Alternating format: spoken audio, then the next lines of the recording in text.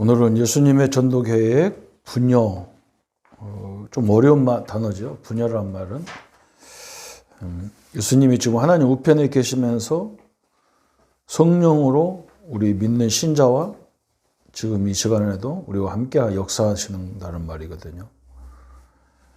그게 굉장히 중요한 말이죠.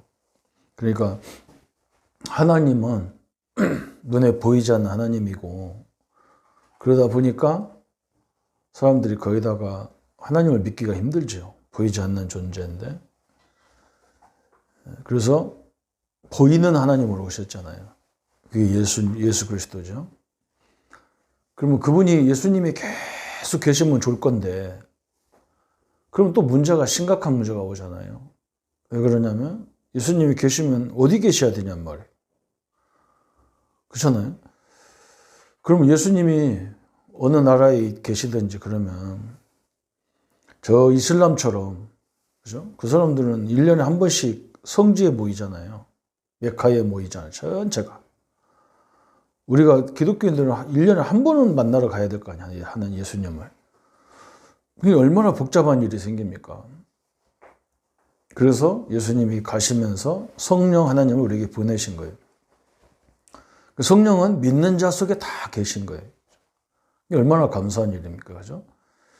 보이지 않는 하나님이 보이는 하나님으로, 또 보이지 않는 하나님으로 바뀌어가지고 우리에 계신 거죠.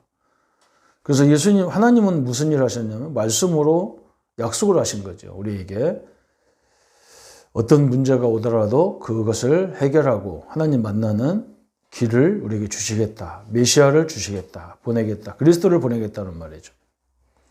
그래서 그리스도가 오셔서, 예수님이 오셔서 그리스도가 해야 될 일을 다 완성을 시킨 거죠. 그러면서 이제 가셨단 말이죠. 가면서 성령 하나님을 우리에게 보내신 거예요. 그래서 예수님이 우리에게 주신 것들을 계속 알게 하는 일, 우리의 기억과 생각 속에서, 또 우리가 문제를 당했거나 어떤 일이 벌어졌을 때 거기에 대한 하나님의 계획과 뜻을 알게 하는 일을 하시는 것이 성령 역사다. 물론 성령이 이렇게 간단하게 얘기할 수 있는 건 아니죠. 그 부분은 어떻게 간단하게 얘기할 수 있겠어요. 그 원칙적으로는 딱 그 정도로 이렇게 우리가 알고 있어야 되겠죠. 그래서 오늘 서론에도 마찬가지. 예수님은 하나님을 우리에게 보이시기 위해 오신 분이다. 우리를 하나님께로 인도하시기 위해 오신 분이시다. 예수님이 서는 곳은 하나님이 관심 가진 곳이고, 예수님이 우시는 것은 하나님이 슬퍼하는 것이고, 예수님이 기뻐하는 것은 하나님이 기뻐하는 것이다. 그러므로 예수님의 공생의 3년은 매우 귀중하며 한 걸음 한 걸음, 한 시간 한 시간이 의미 있는 시간과 사건들이다. 그 공생의 3년 동안에 예수님이 우리에게 무엇을 보여주셨는가 하는 것은 매우 중요하다. 예수님은 기도만 하는 사람을 원치 않으셨다. 성경만 보는 사람을 원치 않으셨으며, 단순히 전도만 하는 사람을 원치 않으셨다. 예수님은 제자와 성도들에게 분유의 원리를 깨닫게 하는데 전생일을 쏟으셨다는 거예요. 그러니까 한마디로 말하면 분유가 뭐냐? 지금 예수님이 모든 문제 해결하시고 하나님 우편에 계시지만 성령으로 우리와 함께 한다는 것을 계속 알게 하는 일. 그래서 내가 혼자가 아니라는 거죠, 사실은. 그렇잖아요. 그렇기 때문에 성도는 사도 바울이 말한 대로 가난한 자 같으나 이 사실을 알면요, 부유한 자잖아요. 하나님이 함께하는 자가 부유한 거 아닙니까? 무능한 자 같으나 유능한 자다. 그죠? 없는 자 같으나 가진 자다. 참 대단한 말이죠. 그래서 분여의 의미, 그래서 요한복음 20장 22절에 세상의 모든 스승은 기술, 저서, 비결, 비법을 가르치고 떠났지만, 그러나 예수님은 비결을 전수시키고 죽으신 것이 아니고 살아서 성령으로 성도 함께 하시겠다, 거하시겠다고 약속하셨어요. 요한복음 14장 16절. 그래서 예수님이 제자들이 이해할 수 없는 부분을 얘기하는 거예요. 제자들은 예수님과 같이 그냥 평생 살았으면 좋겠는데 예수님은 자꾸 가신다는 거예요. 내가 가서 다른 보혜사 성령을 너에게 보내겠다. 요한복음 14장 26절에 그 보혜사 성령 언제 오느냐? 예수 이름으로 보낼 성령 그랬습니다. 그래서 그 성령이 임하면 어떻게 되느냐? 세상에 주는 평안 같지 않다는 거예요. 그죠? 세상에서 얻는 평안은요, 기쁨은 다 잠시적인 거잖아요. 쾌락적인 거고 잠시적인 겁니다. 그러나 하나님이 주는 평안은 이상해요. 그죠? 남들이 다 걱정하는데 걱정도 안 돼, 이상. 왜? 하나님 함께하는 걸 알기 때문에. 또 하나님이 목적을 알기 때문에 그래요. 하나님은 우리의 장점을 가지고도 역사를 하시겠지만 사실은 우리의 약점을 가지고 많이 역사하시네요, 하나님은. 그렇잖아요. 그걸 응답받아야 증인 될 거 아닙니까? 아니, 내가 부모에게 좋은 걸 다 받아가지고 하는 게 무슨 증인입니까, 그게? 그건 이미 그런 조건에서 누가 못하냔 말이에요, 그런 일을. 그렇잖아요? 저는 개인적으로는 목사님들이 자기 자녀에게 큰 교회를 만들어서 물려주는 것은 그거냐. 진짜 그 자식을 죽이는 거라고 저는 그렇게 생각하거든요. 그죠? 아니, 그런 걸 누가 못하겠냔 말이에요. 그게 무슨 증인이냔 말이에요, 그게. 그죠? 거기서 가르치는 말씀이 증거가 증인이니까요.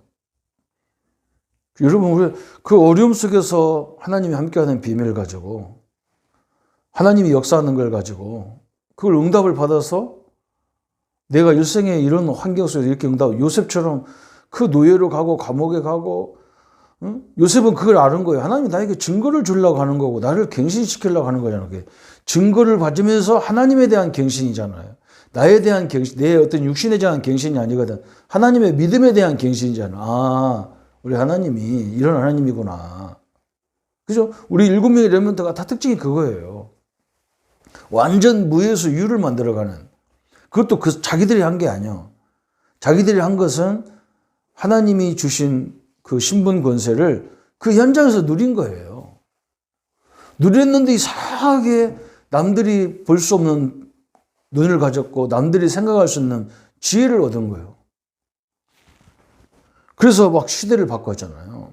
그래서 요한일서 2장 20절, 27절에 보면 성령을 기름 붓듯이 부어주겠다는 거예요. 그 말은 뭐냐? 성령 하나님이 막 기름 붓듯이, 기름이 뭐예요? 그냥 기름이 막 넘치게 쏟아지듯이 그렇게 부어주겠다는 거예요. 그러면 어떤 게 생겨요? 성령이 역사하면 영력이 생기면 지력이 생기죠. 지혜의 응답이요. 말씀의 응답과 지혜의 응답이 제일 중요한 응답이잖아요. 마태복음 18장 18절 20절에 두세 사람이 내 이름으로 모여 기도하는 곳에 내가 그들 중에 함께하겠다. 마태복음 28장 20절. 이걸 알면 세상 끝날까지 주님이 나와 함께한다는 걸 이해할 수 있겠죠. 마가복음 16장 19절 20절에 보면 예수님이 하나님 우편에 계시면서 지금 제자들과 함께했다. 성령을 함께했다는 말이에요. 계시록 3장 20절에 내가 문 밖에서 두드리노니 나를 영접하는 자는 나는 그와 더불어 그는 나와 더불어 같이 동거하겠다는 거예요. 예수님이 동거하는 게 아니잖아요. 성령 하나님이 동거하는 거지. 그래서 승천의 의미와 분요, 성령의 역사를 말하는 거예요. 분요는 성령의 역사. 그래서 예수님이 뭐라고 요한복음 16장에 보면 그런 말을 자꾸 하는 거예요. 내가 가는 게 너희에게 유익이라는 거예요. 제자들이 못 알아듣지. 여기 우리가 같이 있는 게 유익이지. 왜 예수님이 가는 게 유익이냐는 거지. 그렇잖아요? 아니, 예수님이 가셨기 때문에 예수님이 있으면 몇 사람만 혜택을 볼 거 아니야. 물론 하나님이니까 거기서 말씀하면 다 되겠지만. 응? 그래도 지금도 우리도 마찬가지잖아. 본부가 어떻고 해가면서 분부교회 가야 한 자리 한다고 다 그 기어가잖아. 내가 그 속으로, 저 사람들은 하나님 믿는 거냐, 진짜로. 그래서 하나님 안 믿는 거잖아요. 여러분, 하나님을 믿어야 됩니다. 성령 하나님을 믿어야 되고요. 참 너무나 답답하죠. 세 번째, 분요 내주, 성령의 내주의 결과가 뭐냐. 요한복음 16장 4절에 우리 안에서 성령이 내주하고 계시단 말이에요. 그럼 왜 내주하느냐? 예수님이 뭐라 했냐면 그때를 만나면 왜 예수님이 이런 말을 했는지를 성령이 알게 하는 거라는 거예요. 그죠? 여러분이 현장에 하나님이 왜 나한테 이런 사역을 맡겼을까? 나에게 왜 이런 현장을 맡겼을까? 계속 질문해야 돼요. 그렇죠? 어느 날 순간적으로 탁 깨달아지는 거예요. 제가 처음에 이 다락방 전도를 만나고 너무 좋더라고요. 막 한번 막 귀신도 막 결박되고 난리가 나잖아요. 처음에는 그랬어요. 그래서 내가 이제 본격적으로 전도를 좀 해야 되겠다. 그런데 우리 목사님이 나를 신방전도사로 빼버린 거예요. 그게 맨날 새신자들 신방하고 어려운 당한 성도 신방하잖아요. 그래서 나는 신방하면서 어떻게 전도하지? 그래서 계속 하나님 신방을 하면서 전도하는 방법을 좀 보여달라고. 그런데 어느 날 우리 집사님네 집 앞에 이제 일찍 가서 서 있는데 안에서 막 사람 소리가 나는 거예요. 그런데 우리 집사님 목소리가 그때 굉장히 컸어. 이 남편이 군인 출신이라서 그런지 여자도 목소리가 되게 커가지고 야야 빨리 가래, 니들 가래, 친구들 보고. 우리 전사님 신방을 했으니까 빨리 가라고. 나는 그 소리 딱 듣는 순간에 내가 번쩍했다니까. 가라고 하면 안 되잖아. 전사님 오시니까 니들 또 여기 앉아서 예배 보고 가라고 그래야 되잖아요. 예배 불신자, 신자도 아니지만, 응? 제가 그 소리 들으면서요, 내게 탁 때리는 게 뭐냐. 아, 이런 사람을 찾아내면 신방하면서 전도하겠구나.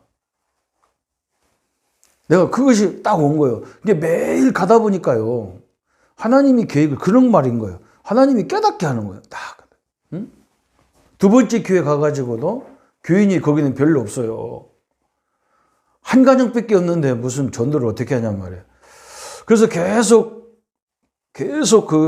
우리 여자 집사님이 지금은 장로님인데 그때는 집사님이 천식 때문에 늘 이렇게 고생하셔서 내가 매일 가가지고 이렇게 기도하고 이렇게 시간만 되면 가서 기도하고 그랬는데 가다 보니까 내가 무슨 깨달음이 오느냐. 아, 이분들을 이 기회에 이 다섯 식구 한 가정을 개인적으로 계속 월화 이렇게 요일마다 따로따로 개인적으로 양육을 해야 되겠다. 그래야 나도 영적으로 늘 깨어 있고 내가 사역이 없으면 사람이 사역이 있는 거고 없는 거고 굉장히 차이가 많거든요. 혼자 하는 것도 있지만 그것도 중요하지만 가서 누구라도 만나서 이렇게 같이 말씀 운동 한다는 것은 굉장히 소중하게 저는 느꼈거든요. 나를 위해서 그런 거예요. 나를 위해서. 내 영적으로 이 밸런스를 계속 유지해야 되니까. 그러면서 순회를 했다니까, 순회를. 그러니까 참 너무나 좋은 거였죠.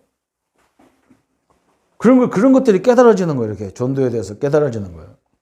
또 세 번째 교회 가서는 교회가 큰 교회인데 나하고 전도 올 사람이 아무도 없어. 내가 그 지역 아무도 모르는데. 그런데 어느 날 우리 간사님이 목사님 우리 교회는 어떤 부류 사람들이 다락방하고 어떤 부류 사람들은 다락방을 반대하고 그 중에서도 어떤 사람이 다락방을 가장 싫어하는 사람이 있다는 거예요. 그 소리 듣는 순간에 내가 딱 마음에 깨달음이 왔어. 가봐야 되겠다. 왜 반대하는지 가봐야 되겠다. 가본 거예요. 가니까요.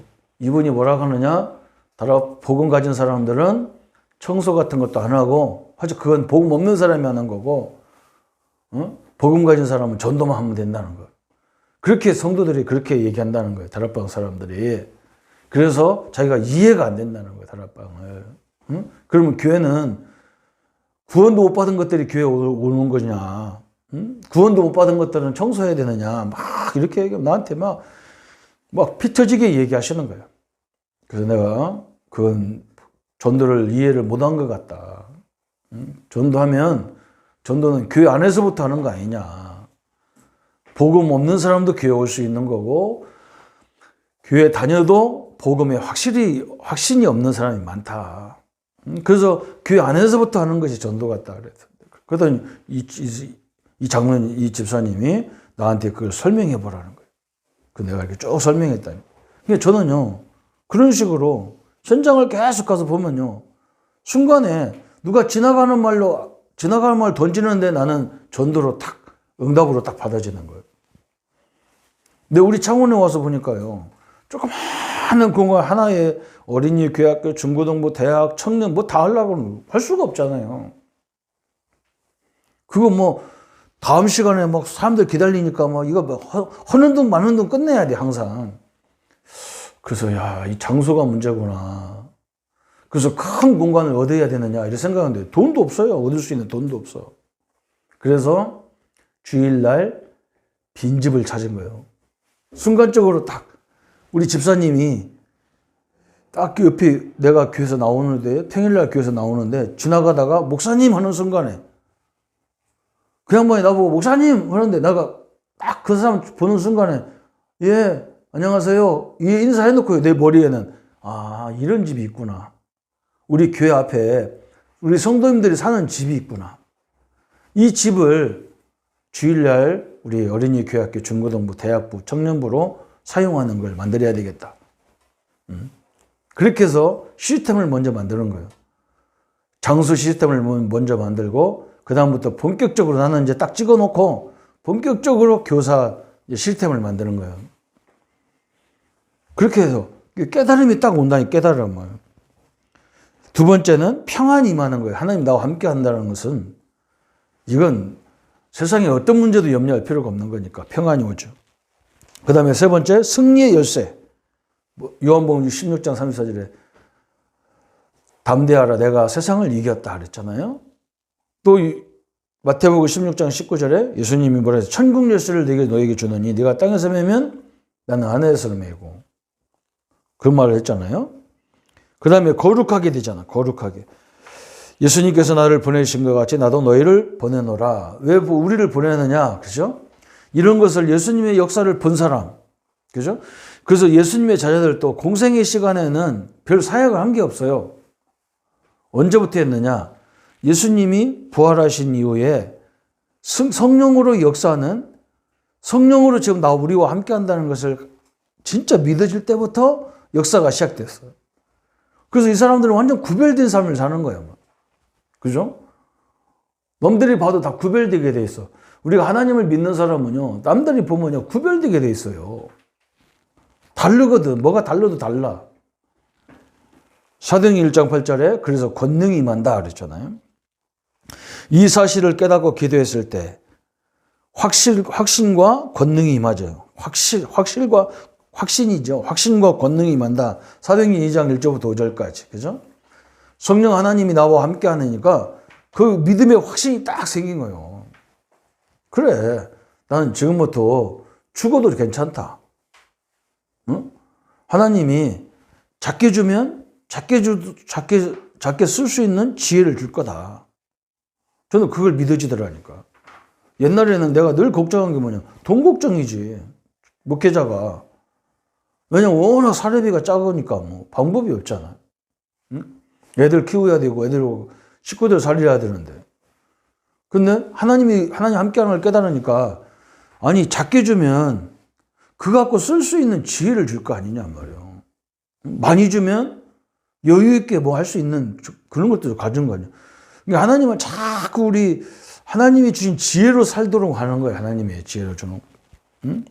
그러면서 표적과 기사가 나타났잖아요. 사도행전 3장에 안진병이 일어났어요. 그래서 그 사람에게. 그죠? 그 다음에 주님이 담대함을 주셨어. 사도행전 4장에. 그래서 베드로가 막 안진병 일으킨 것 때문에 감옥에 갔는데 거기에 막 재판장에 바리새인 서기관들 막 사두개인들 딱 와 있는 데서 그러면 다른 이름이 있냐? 우리가 기다렸던 그리스도 외에 다른 것이 있냐 하는 거예요. 그러니까 막 성령이 역사해 버리니까 막 거기 있는 사람들이 막 감화를 받아 버리니까 바리새인들이 베드로를 죽이겠다는 문제가 엄청나게 생길 거 아니에요. 담대함이 생기고 사도행전 5장에 불신앙자를 막으시고, 그죠? 막 아나니아 삽비라 같은 사건이 벌어졌잖아요. 하나님이 그런 불신앙을 다 막는 거예요. 또 주님이 신실한 일꾼을 세우셔서 7 집사님들을 세우셨어, 그죠? 이 사람들 대단한 사람들이잖아요. 응? 그때 당시에 예수 믿는다고 하면은 다 죽이는 시간이에요. 그냥 예수 믿는다, 저 사람 안수 받았다는 순간에 딱 벽보에 수배자로 딱 찍히는 건데. 응? 지금 저는 우리 교회에 우리 교단에 성도들이 온다는 것은 기적이잖아요. 다 시비거리가 되는 교회인데. 여섯 번째, 주님이 평신도들을 사용해서, 그죠? 저 사마리아의 문을 여셨고, 주님이 박해자를, 하나님이 또 희한하죠, 그죠? 박해자를 꺾어서 전도자를 만드는 거예요. 여러분, 이런 경험이 있습니까? 그죠? 저는요, 우리 다락방을 제일 반대하는 집사님이 저하고 사역하다가 너무 은혜를 받아가지고 이분이 뭐라고 하느냐, 내가 전도하는 사람 다 모아놓을 테니까 목사님, 이 사람들 훈련시키자는 거예요. 나한테요. 지금까지도 그분은요, 나의 완전한 후원자예요. 참 너무나 감사하잖아요. 여러분, 그 상상도 못할 일이잖아요. 주님이 그 다음 여덟 번째는 선교문을 계속 사도행전 10장, 13장 계속 열었어. 고넬료 사도행전 13장에 막 구원주의 작정된 자들이 다 돌아올 정도로 막 전도문이 계속 열렸어. 이 분요, 그죠? 성령 하나님이 나와 함께하는 이 분요. 예수님은 모든 문제 끝내고 하나님 보좌 편에 딱 계시는 거예요. 그러면서 우리에게 약속하신 건 뭐냐? 성령 하나님을 보내서 우리 각자의 역사하는 거예요. 그래서 내가 얘기하잖아요. 이걸 깨달으면요, 누가 나를 인정하네 안 하네 상관없어요. 누가 나를 봐주네 안 봐주네 전혀 상관없어요. 누가 조금 나를 끌어주면 더 좋겠죠. 그건 이 비밀 가지고 같이 가면 엄청난 일이 벌어지는 거죠. 그래서 하나님의 역사, 분요, 참 중요한 사실이죠. 성령이 내 안에 내주할 뿐만 아니라 성령이 나를 인도해 가고 나를 통해서 역사하는 분야의 축복을 우리 성도님들이 있는 현장에서 지금 여러분이 당한 그 문제 속에 성령이 나를 인도하고 계시고 성령이 그 현장을 주신 것을 깨닫게 하는, 그래서 그것이 응답으로 축복으로 하나님의 모든 전도의 문으로 보여지는 축복의 시간들이 그런 생애가 되기를 예수님의 이름으로 축원합니다. 예수님 감사합니다. 오늘은 예수님의 전도계획 분열하는 말씀입니다. 예수님이 십자가에서 하나님이 우리를 위해서 하실 모든 일을 완성해 놓고